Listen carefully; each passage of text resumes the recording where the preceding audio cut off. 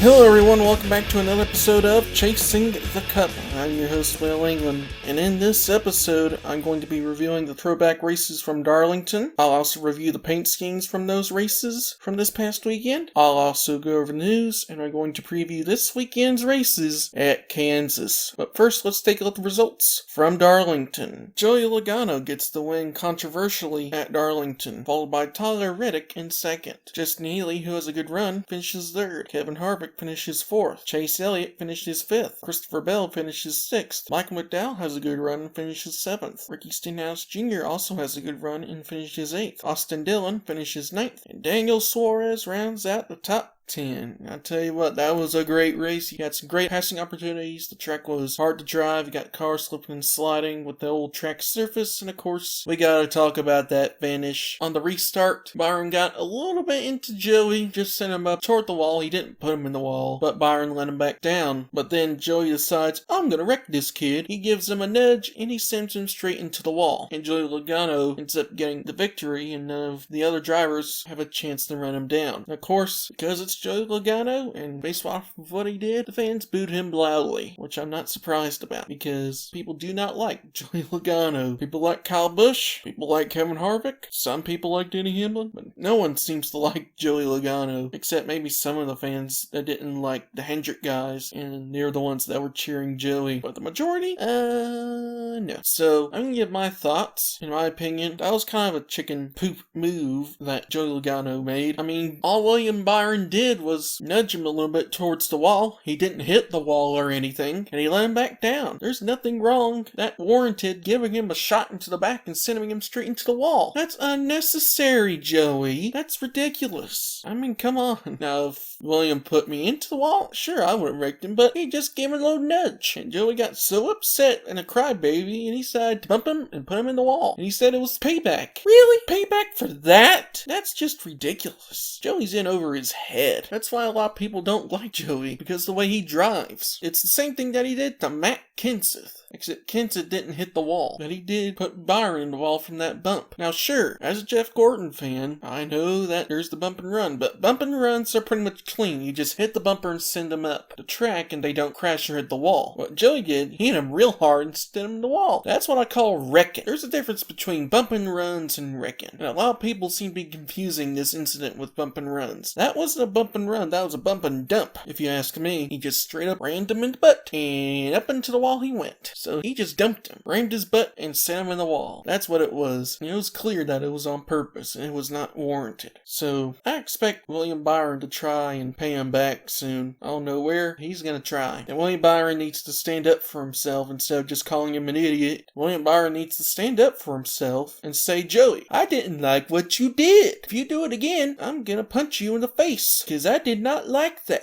And I want you to do it again. He needs to show that if he gets messed with, it ain't gonna be easy for you to get victories. Don't be a Mr. Nice Guy.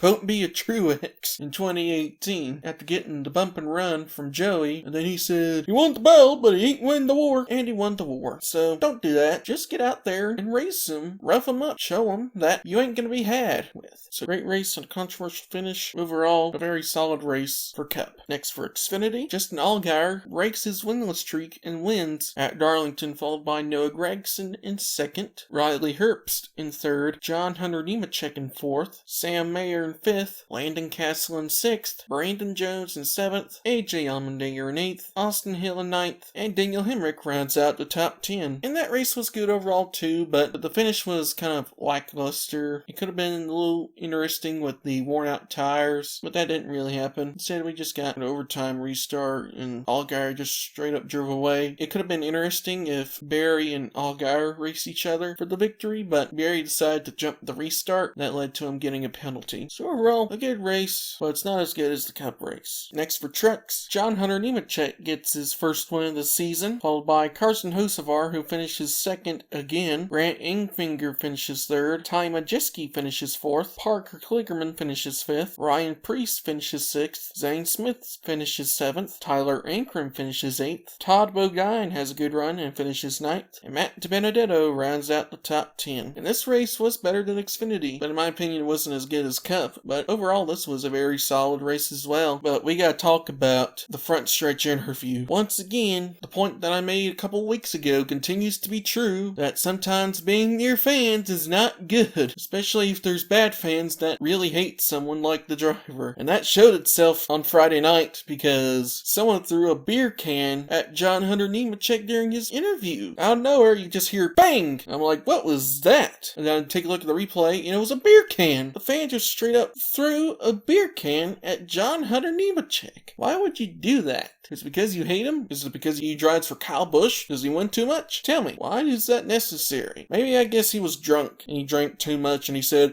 frick it, I'm going to throw the can at him. Watch this, BAM! It's just ridiculous, and this really proves my point about the front stretch interviews and why we should go back to victory lane interviews because of stuff like that. And that really shows why we need to go back to victory lane interviews, because the driver was in danger. He could have been smacked into the head with that beer can, and that would have been terrible if that guy had a better aim. So, Fox, NBC, you gotta think about this now that this has happened. Now that you realize the driver is not safe out there when there's drunk people that'll throw beer cans at him. Fox and NBC, you need to go back to victory lane interviews immediately, because you're putting the driver in danger, you're putting your crew in danger, your equipment in danger, because someone could get hurt or the equipment could be damaged if someone decides to throw a beer can at it. So please, just go back to victory lane interviews. So now, I pre-recorded the paint scheme reviews last week, but due to time constraints, I was unable to edit that section before Friday night's Truck Series race. I did get the episode up before the race, but I did not include the reviews because I still had to edit it. But by the time you probably are listening to this will be edited to the episode. So let's go back to last week to our paint scheme review that I recorded, and I'll be back to the present day to go over the news. So, me from last week, take it away. First is Ross Chastain, who's throwing it back to Dale Earnhardt Jr.'s 1998 Japan car, where Jr. made his first race in a Cup car in the number 1 Coca-Cola Chevrolet Monte Carlo and raced against his dad. And it's well known that Dale Jr. got a shoe thrown at him after the race after he got into his dad. And so this paint scheme looks really good. It looks almost exactly like it was, except for the slid up numbers, which is a requirement now for the Cup Series. And although you don't see it right now in the NASCAR pictures that they have for the Throwback Weekend paint scheme preview, they did have to change the number slightly to the Trackhouse number 1 with that slash because of guess who? Teresa Earnhardt, that wicked witch of the East. Besides these things, this car looks great. 5 out of 5 for me. Next is Austin Cindric, who's throwing it back to Rusty Wallace in 2005. In my opinion, this looks okay, but it's kind of lousy because Menards is still using its colors, as well as Lippmann, who was the primary sponsor, and they had to put on the green for that car. So it's kind of lazy because they didn't change the colors to whatever it was, which I believe was either blue or something, but I'd say it's still okay. 3 out of 5. Next is Kevin Harvick, who is throwing it back to his RCR days with the Ring Chasing a Cure paint scheme, which he ran back in the early 2010s. This car's pretty good. It's kind of lousy because he's throwing it back to himself and it's rather modern, but it's still pretty good. I'll give it a 4 out of 5. Kyle Larson is throwing it back to Tim Richmond and throwing it back to how Hendrick Motorsports was back in the day. And this paint scheme is a great tribute to the past of Hendrick Motorsports. Now that they're the winningest team in NASCAR, it's a good tribute back to those early days in the mid-80s. I'll give it a 5 out of 5. It looks really good. Next, Brad Keselowski is throwing it back to Mark Martin and his mid-2000s Viagra schemes. And this paint scheme is overall good. It's not accurate because there's some minor changes for the sponsor, but I'd say it's still good overall. I'll give it a 4 out of 5. Next is Corey LaJoie, who's throwing it back to Marty Robbins with the infamous number 777. And I really do love this paint scheme. It looks really good. Throwing it back to Marty Robbins with that purple and yellow, I'll get a 5 out of 5. Chase Elliott is throwing back to Jimmy Means' 1993 scheme. And the paint scheme looks pretty good, despite the the newer nib font and slightly different colors, this paint scheme still looks really good. I'll give it a 4 out of 5. Next, Denny Hamlin is throwing it back to his 2016 Daytona 500 win. And this paint scheme looks really good, but it's kind of lousy because he's throwing it back to himself again. I'll go 4 out of 5. Chase Briscoe is throwing it back to Tony Stewart's 2001 Indianapolis 500 car. And this paint scheme looks good, but it's not really a NASCAR he's throwing it back to. It's throwing it back to an Indy car when Tony Stewart last attempted the double, when Tony became the only driver to complete all 1,100 miles. I'd say it's still a pretty good looking scheme. I'll do 4 out of 5. J.J. Yeley is throwing it back to Clint Boyer's 2013 scheme, which of course was the Spingate scheme. And that paint scheme looks really, really good. It's a dark horse candidate for the best scheme. I'm thinking about getting a 5 out of 5, but I think I'll just go with a 4 out of 5. And just to knock out Rick Ware Racing right now, I'm going to go over Cody Ware's scheme, which is a throwback to Mike Stefanik's 1996 scheme. This paint scheme is pretty solid as well. I'll go 4 out of 5 for it as well. Next, Chris Buescher is throwing it back to Matt Kenseth's 2004 paint scheme. And this paint scheme looks really good too. Although the colors are not as accurate, paint scheme still looks very solid. I'm going to go 4 out of 5. Next, Kyle Busch is throwing it back to Ernie Irvin's 1998 paint scheme, which was part of a fan vote. And this was the car that ended up winning. And this paint scheme looks really good as well. Throwing it back to the years where M&M's was just starting out. I'll give it a 4 out of 5. Christopher Bell is throwing it back to himself with his 2017 Truck Series Championship winning scheme. And this paint scheme, it's okay, but it's kind of a mess with the Cup car, and it doesn't look as good, and it's kind of lazy because he's throwing it back to himself. I'm gonna go 2 out of 5. Harrison Burton is throwing it back to his father's 2000 paint scheme when he was racing for Roush in the number 99 Excite scheme. And this paint scheme looks very good, although it's not super accurate. It still looks like a very solid scheme. I'll go 4 out of 5. Joey Logano is throwing it back to his first quarter midget paint scheme. And I don't really like this scheme because it's just a solid red with some yellow stripes. Simple, but the Pennzoil logo seemed to ruin it a little bit. I'm going to give it a 2 out of 5. Bubba Wallace is throwing it back to his 2008 late model. And this paint scheme's good, but it's kind of lazy because he's throwing it back to himself and it was on a late model and it's not really nostalgic. I'll go 3 out of 5. And now a very nostalgic scheme. William Byron is throwing it back to Jeff Gordon's 2007 paint scheme, which was the same paint scheme that he had from 2001 to 2008. This one is in the running for probably my favorite. It's a 5 out of 5 without question, and it looks great. It was a great paint scheme to begin with Jeff Gordon, and it looks really good as well with this throwback as well. 5 out of 5 from me. Cole Custer is throwing it back to Jason Leffler's paint scheme from 2003 and 2004. And the paint scheme's good, but I think the colors aren't very accurate. I'm going to go 3 out of 5. And now another one for probably my favorites are the Petty GMS teams. Starting off with Ty Dillon, who's throwing it back to Lee Petty's 1959 Daytona 500 winning paint scheme. That paint scheme looks really good. I'm going to give it a 5 out of 5. It looks really nice. Same thing with Eric Jones, throwing it back to Richard Petty with his first 500 paint scheme. It looks solid too. I'm going to do a 5 out of 5. Richard Petty, of course, did run that race, but he DNF'd early from an engine failure. So 5 out of 5 for both Petty GMS cars. Next, Kurt Busch is throwing it back to Bill Elliott's 1996 paint scheme. And this paint scheme looks pretty good too, except for the fact that Monster had to take up part of the scheme in the back, and it looks kind of funky back there. I'm gonna go 4 out of 5. Alex Bowman is throwing it back to Mark Martin's 1992 paint scheme. And this paint scheme looks pretty good too. Almost accurate to Mark. The colors are correct. It looks pretty good. I'll go 4 out of 5. BJ McLeod is throwing it back to his 2004 late model, which Josh Williams will be running in the Xfinity series as well. And this paint scheme looks okay. It's got the flames, but it's kind of a self-throwback as well. And the paint scheme is just pretty bland overall. I'll give it a 3 out of 5. And that's it for the paint schemes. And for my favorite will probably be the 24. The 24 looks solid and it throws me back to when I was a kid with my Jeff Gordon merch. It looks really nice. And so that's it for the paint scheme ratings for the Throwback race. So now let's take a look at the news. Starting off with TV ratings. For Darlington, the Cup race earned a 1.45 reading with 2.6 million viewers for the Goodyear 400, which beats out the F1 race at Miami by a significant margin when it comes to overall viewership. The Miami Grand Prix had a 1.08 rating with 2.066 million viewers, according to Adam Stern. But one big thing is the 18 to 49 demographic. 517,000 viewers watched the NASCAR race, meanwhile the F1 race got 735,000 viewers. So it's clear that F1 seems to appeal more to a younger crowd, but overall their viewership isn't reaching the levels of NASCAR, even NASCAR on cable. Brothers Osborne will have a on-track concert at the Nashville Superspeedway on June 26th. Renegade Insurance will be sponsoring Eric Almirola, and their first race as a primary sponsor for the team will be for the Southern 500 in September.